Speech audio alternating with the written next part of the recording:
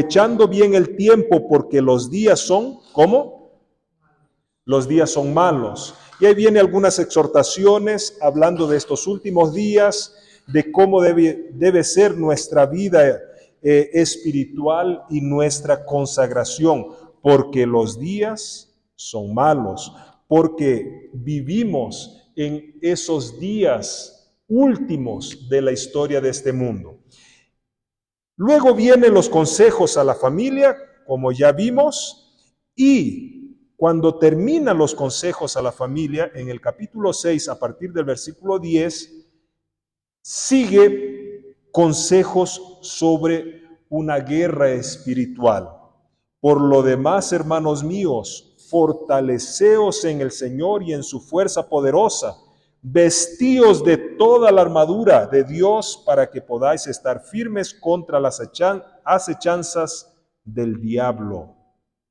Y ahí vienen consejos de cuáles son los elementos de esta armadura.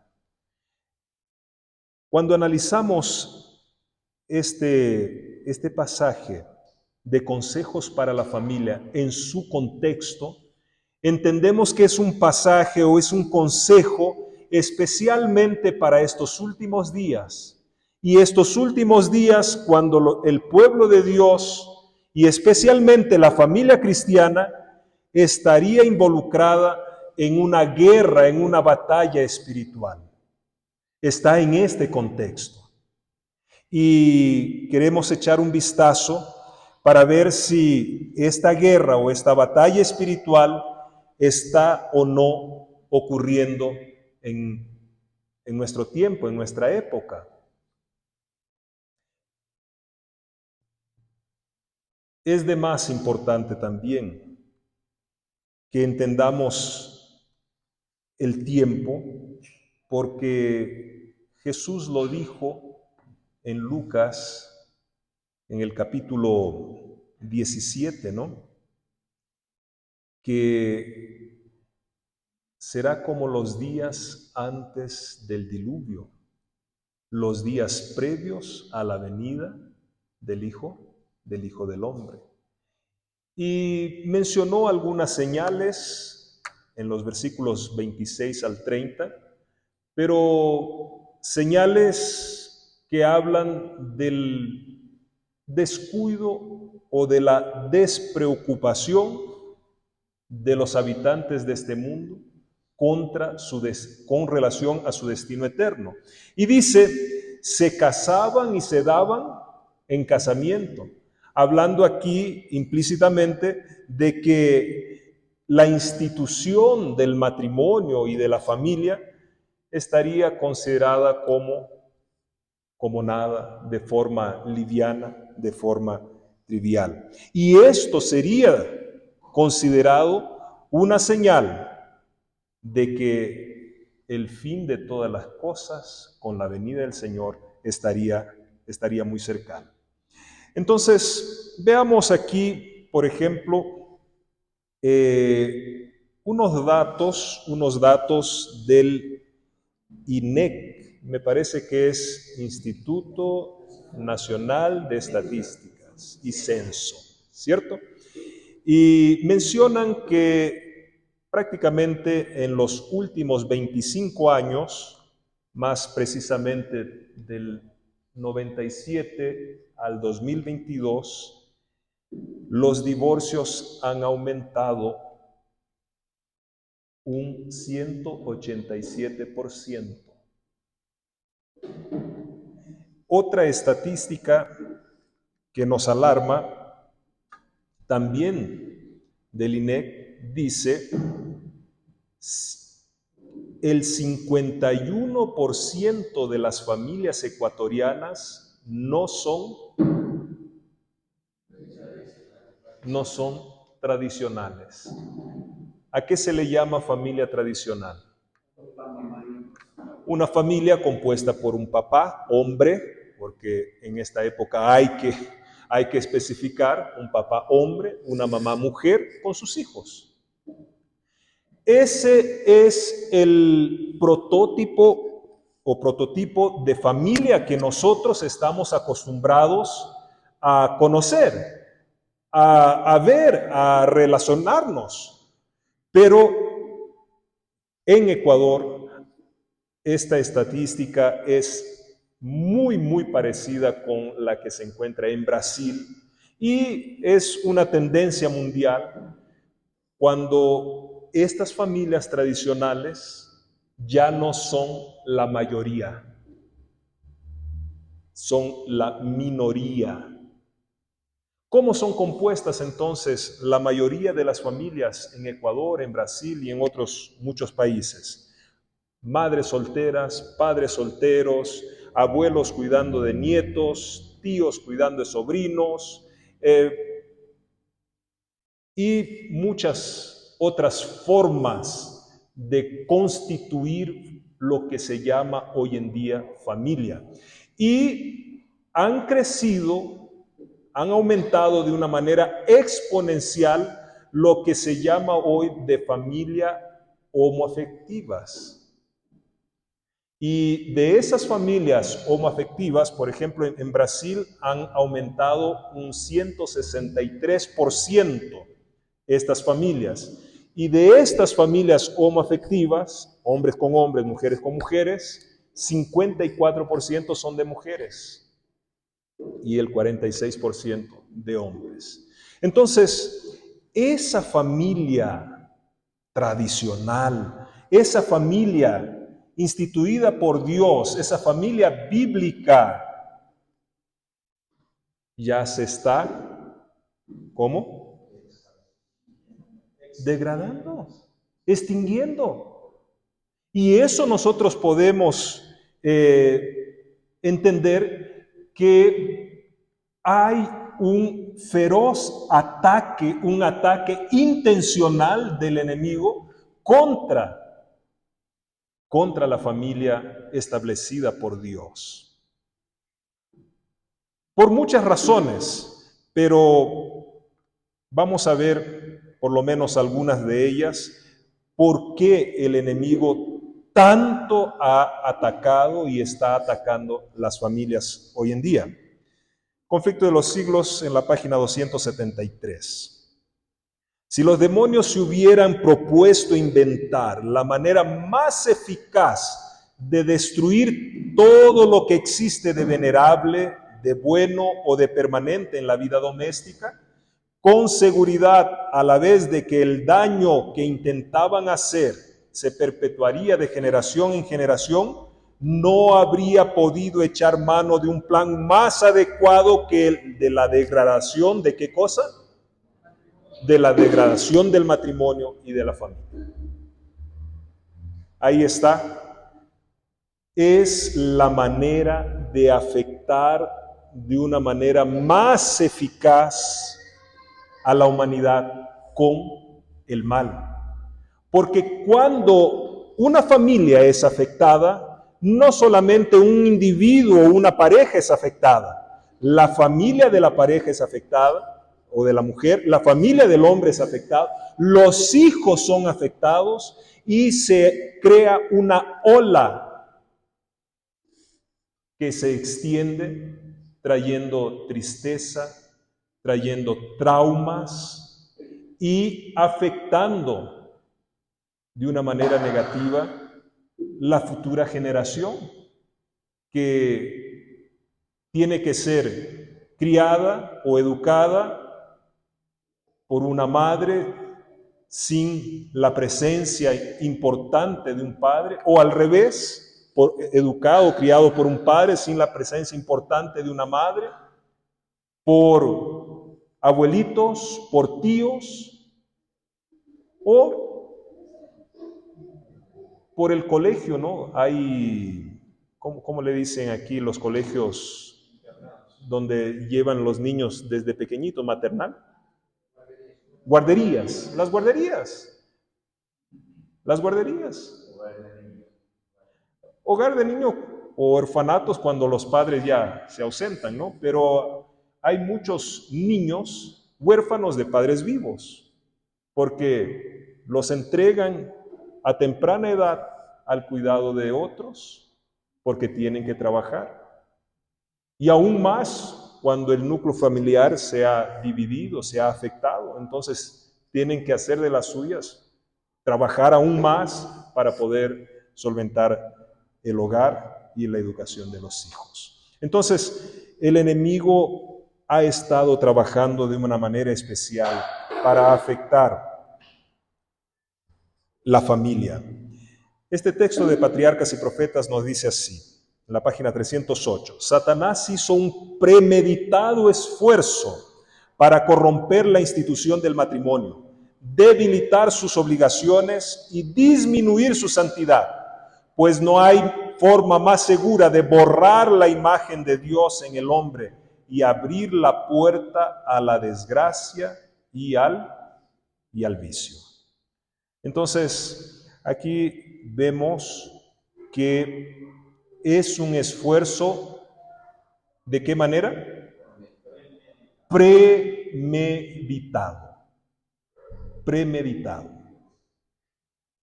Y atacando a la familia, no solamente con el tema del divorcio, no solamente con el tema de la infidelidad, sino que afectando a la familia al desvirtuar, distorsionar el rol o el papel de los integrantes del hogar.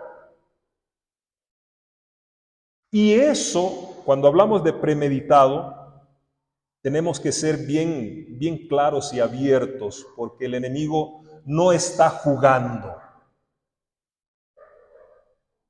Él lo hace muy en serio. Y veamos algunos ejemplos de cómo el enemigo está trabajando en ese sentido de desvirtuar el papel o el rol de los integrantes de la familia. Ya hace un buen tiempo, muchos dibujos animados para niños están desvirtuando el rol o el papel, especialmente de los padres. Por ejemplo, voy a citar un ejemplo de un dibujo animado que ya es antiguo ya, ¿no? Pero así como ese vienen otros, por ejemplo, Simpsons. ¿Cómo es el padre de aquella familia Simpsons? Es una persona muy cuerda, muy ponderada, una persona sabia que aconseja, que cuida a su familia, alguien responsable, ¿es así? No, hasta su forma de hablar es de un payaso. Y eso se dedica a instruir de forma implícita a los hijos, a considerar a sus padres de esa manera. Otro aspecto es la difusión o la propagación así de manera así sistemática, como dice aquí, premeditada, del homosexualismo. Hoy podríamos decir de cada 10 estrenos de películas que aparecen o de seriados, 7 u 8 hacen apología al homosexualismo. Y hace un tiempo, hace no mucho tiempo en Brasil, una persona muy conocida, era una jugadora de la selección brasilera de voleibol. Entendí que ella tiene algunos principios cristianos y salió a través de sus redes sociales para hablar sobre un problema que ella estaba teniendo o había visto en la educación de su hijo. Ella tiene un hijo pequeño, 1 o 2 años, y todas las veces que sentaba a su hijo a la mesa para alimentarse, ella agarraba el celular o el tablet y le ponía dibujo animado de, creo que Peppa Pig, así se llama, un dibujo animado, Peppa Pig. Bueno, ese es un dibujo animado elaborado exclusivamente para niños de hasta 5 años. Exclusivamente para niños de hasta 5 años. O sea, si un niño mayorcito se pone a mirar, rápidamente se desconcentra y se va, no llama la atención. Y si un adulto para ver ese dibujo, no entiende nada. No entiende nada. Pero es como un imán para niños de hasta 5 años. Y en un momento, como siempre lo hacía, estaba viendo un dibujo animado de esos y su pequeño hijo alimentándose, y de repente ella presta atención, ve lo que está pasando en el dibujo y empieza a ver un relacionamiento homoafectivo, con besos y cosas así.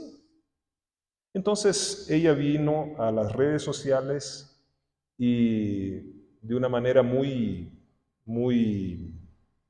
así, no se me viene la palabra, pero muy rabiosa, enojada, lanza la pregunta: ¿pero por qué tienen que poner esas cosas en un dibujo animado que se sabe que es para niños de hasta 5 años de edad? Que siempre se ha hablado en la educación que a los niños hay que dejarlos libres, que cuando sean grandes ellos deciden. Y a los de la religión, a los creyentes, se los critica por eso. No le inculquen la religión a sus hijos, cuando sean grandes ellos van a aprender. Eso es lo que el mundo dice, ¿no? Nosotros sabemos que el niño debe ser instruido ¿desde cuándo? Desde su pequeñez. Pero ella entonces puntuó esto: ¿cuál es el intuito por detrás de esto? ¿Por qué ponen esas cosas en dibujos animados que se sabe que es para pequeños? La respuesta no es otra, sino que es un premeditado esfuerzo ¿de quién? De Satanás, para corromper las familias, para afectar los hogares. Y es muy común hoy la generación de hoy. Mucho se habla de la generación Z, la generación X, pero hoy se habla de la generación del cuarto. O sea, los niños y los adolescentes llegan de su colegio, se meten a su pieza, a su cuarto, cierran la puerta y de ahí ya no salen. La mamá o el papá tiene que mandarle mensaje de WhatsApp para decirle: el almuerzo está listo, por favor, sal, ¿no? Y sale todo enojado,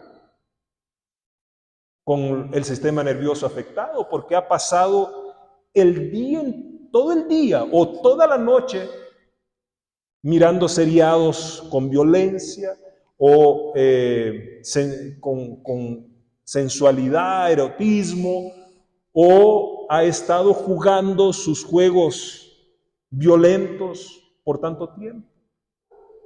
Y los padres piensan que sus hijos están seguros porque están dentro de casa. Pero ese es un grave autoengaño.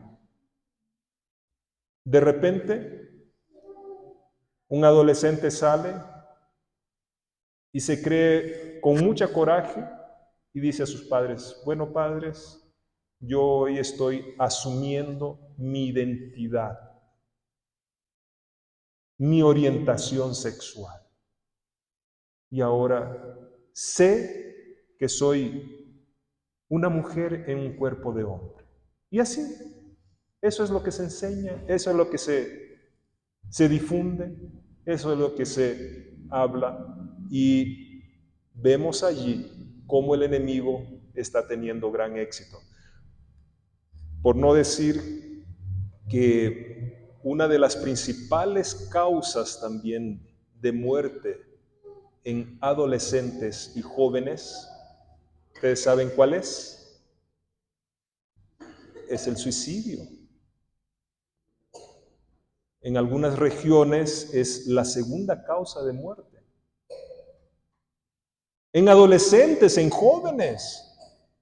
Claro que esto es algo terrible, pero de alguien que ya vivió una vida llena de problemas, llena de fracasos, hasta entendible, pero de jóvenes, de adolescentes, ¿qué está pasando?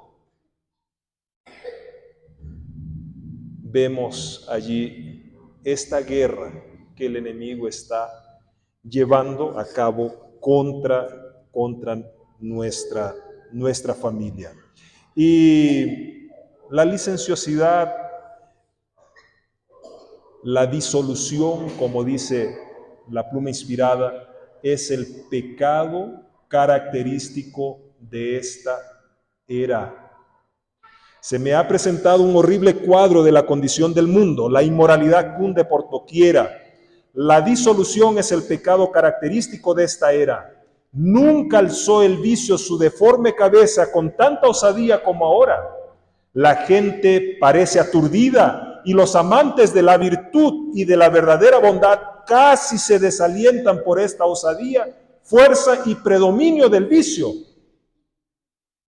Hoy tenemos que tener mucho cuidado de lo que hablamos, porque rápidamente podemos ser tildados de homofóbicos, de retrógrados, de cuadrados, de anticuados, y corremos el riesgo de ser presos. Va a llegar el momento que nuestra iglesia será apuntada porque se niega a reconocer estas uniones o a celebrar este tipo de uniones. Es así como el enemigo está trabajando y destruyendo lo que es de más santo y venerable que ha establecido Dios, que es el hogar, es la familia, es el papel, el rol de cada uno de sus integrantes. Queridos hermanos, me llama mucho la atención el conocido texto de Mateo 24:43, que está insertado en el contexto del sermón profético o escatológico de Jesús, hablando de las señales de los últimos días, previas al regreso de nuestro Salvador. Y dice así: esto empero sabed, que si el padre de familia supiese a cuál vela el ladrón había de venir, ¿qué haría? Velaría y no dejaría minar su casa. Obviamente que esto tiene un sentido espiritual, pero también debemos aplicar esto como algo literal para el hogar, para las familias. Hay un llamado aquí a las familias para que especialmente el padre, como el sacerdote del hogar, pueda velar para que el ladrón no ingrese y mine su casa, mine sus hijos, mine su hogar, mine su espiritualidad. Estamos viviendo en esta época, en la época de una guerra, de una batalla espiritual contra el enemigo que está queriendo destruir nuestro hogar, destruir nuestra familia. ¿Y qué debemos hacer? ¿Cómo podemos proteger nuestra familia? Joya de los Testimonios, tomo 3, conocido texto también, página 91, dice: si hubo un tiempo en el que cada casa debiera ser una casa de oración, ¿cuándo es ese tiempo? Ese tiempo es ahora. Predominan la incredulidad y el escepticismo, abundan la inmoralidad. La corrupción penetra hasta el fondo de las almas y la rebelión contra Dios se manifiesta en la vida de los hombres. cautivas del pecado, las fuerzas morales quedan sometidas a la tiranía de Satanás. Juguete de sus tentaciones, el hombre va donde lo lleva el jefe de la rebelión, a menos que un brazo poderoso lo socorra. Sin embargo, en esta época tan peligrosa, algunos de los que se llaman cristianos no celebran, ¿qué cosa? El culto de familia. No honran a Dios en su casa, ni enseñan a sus hijos a amarle y temerle. Su piedad no es más que una forma sin fuerza.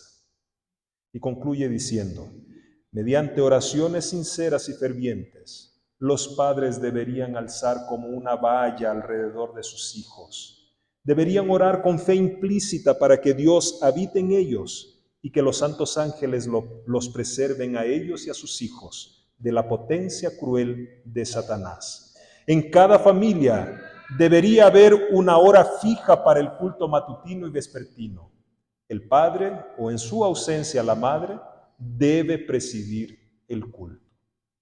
Hermanos, este es un mensaje leído, releído, antiguo, que todos nosotros conocemos, pero especialmente los que vivimos en grandes ciudades, hemos tenido un gran reto, un gran desafío para dedicar a nuestra familia diariamente en el altar del Señor. En muchos hogares se levantan antes que salga el sol y ya se levantan atrasados. Uno para su colegio, otro para su trabajo, otro para sus quehaceres. Y la devoción personal, la devoción familiar, el entregarse a Dios y a su cuidado, eso va quedando rezagado en segundo plano. Y de esta manera, poco a poco, nuestra comunión, nuestra conexión con Dios se pierde y quedamos expuestos a los ataques del enemigo. Por eso hay un mensaje muy importante que nos trae aquí Joyas de los Testimonios, tomo 2, en la página 406, que dice: el gran movimiento de reforma debe principiar presentando a los padres, las madres y los hijos los principios de la ley de Dios. Es en el hogar donde debe empezar el gran movimiento de reforma. Es en el hogar. Muéstreseles que la obediencia a la palabra de Dios es nuestra única salvaguardia contra los males que están arrastrando al mundo a la destrucción. Los padres dan a sus hijos un ejemplo de obediencia o de transgresión. Y el pensamiento concluye así: por su ejemplo y enseñanza se decidirá en la mayoría de los casos el destino eterno de sus familias. En la vida futura los hijos serán lo que sus padres los hayan hecho. Insistan los predicadores, en portugués dice insistan los ministros acerca de esto en sus congregaciones. La religión en el hogar es nuestra gran esperanza y hace halagüeña la perspectiva de que se convierta toda la familia a la verdad de Dios. ¿Cuál es nuestra gran esperanza? La religión en el hogar. ¿Por qué se insiste tanto en la religión en el hogar? ¿Por qué no se habla de una vigilia o de una reunión de oración en la iglesia?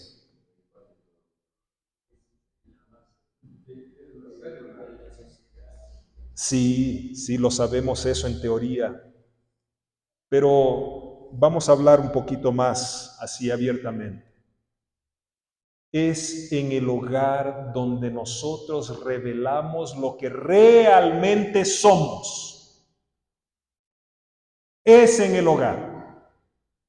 Incluso alguien llega a dar hasta un ejemplo. Hay pelea en la pareja o con los hijos y se están discutiendo, hay un clima así pesado y se están diciendo cosas y de repente suena el celular. Hola, ¿cómo está? Y se atiende tan amable, tan dulce la voz. Luego se cuelga y sigue la pelea. Siguen los problemas. Es para que nos demos cuenta que es en el hogar. En portugués se dice, es en el hogar donde nosotros mostramos las uñas, ¿no? Las garras. Es allí donde revelamos quién realmente somos. Y es por eso que la religión en el hogar es nuestra gran esperanza. Es aquella conocida ilustración de la hermana que quiere un lugarcito al fondo de la iglesia para vivir con su familia. ¿Por qué? Porque su marido en la iglesia es un santo, pero cuando llega a casa se trastorna, ¿no? Es en la casa donde demostramos lo que realmente somos. Por eso, con la gracia de Dios, nosotros debemos reconsagrar nuestra vida y examinarnos a nosotros mismos. ¿Cómo estoy tratando a mi esposa? ¿Cómo estoy tratando a mi esposo? ¿He dejado tiempo para comunión con Dios de forma personal y como pareja? Oro periódicamente junto con mi esposa y con mis hijos. ¿Cómo estoy relacionándome con mis hijos? Les estoy dando un buen ejemplo de padre para que ellos puedan aprender a amar al Padre Celestial. Es en el hogar donde está la clave para que podamos transformar nuestra vida, la vida de la iglesia y estar preparados para el encuentro con Cristo. Queridos, no podemos abrir mano de nada de lo que esté a nuestro alcance para enfrentar esta guerra espiritual contra el enemigo. Si es necesario abrir mano tal vez de horas de trabajo que incluyen pérdida financiera, pero por el bien de nuestra familia, debiéramos hacerlo. Por la salvación de mi familia, si es necesario a lo mejor mudarme para una ciudad más pequeña, donde la vida no es tan ajetreada, tan vertiginosa su ritmo, para tener más tiempo de calidad para mi familia, debo pensar seriamente en hacerlo. En fin, hay muchas cosas que nosotros podemos hacer para, de alguna manera, proteger a nuestros hijos. Proteger a nuestros hijos. Esta semana, conversando con mi esposa, donde nosotros vivimos, hay un colegio de nuestra iglesia que tiene aproximadamente 1,000 alumnos. Y mi esposa da clases de música. Y me estaba contando la experiencia de un alumno de 8 años que tuvo una crisis nerviosa y tuvieron que llamar al papá de él para que pudiese ayudarles. Y esa crisis empezó cuando el muchacho se escapa de la sala de aula y se sienta en la primera computadora que aparece, que es la computadora de los profesores para hacer sus trabajos, poner las notas, en fin. Y no quiere salirse de esa computadora y empieza a accesar a videos de YouTube, y en fin, y los profesores quieren sacarlo de allí y él tiene un acceso de ira y empieza a patalear, en fin, y el padre llega y logra sacarlo de la computadora. Y el padre explica: mi hijo está en una terapia con psiquiatra. Y el psiquiatra nos ha ordenado sacarle por completo todo lo que es pantalla, todo lo que es pantalla. Y él está en el periodo de la crisis de abstinencia. Estamos hablando de un niño de 8 años, con esos serios problemas, porque estaba afectando su parte emocional, estaba afectando el relacionamiento con sus padres y afectando su vida por aquellas cosas que él recibía de los dispositivos, ¿no? Entonces, este padre, preocupado con su hijo, entonces inicia una terapia con psiquiatra, enfrenta esas dificultades de la crisis de abstinencia, pero todo porque quiere ver el bien de quién, el bien de su hijo. Estamos hablando de un padre que no es de la iglesia, no es ni siquiera cristiano. ¿Cuánto más debiéramos hacer nosotros?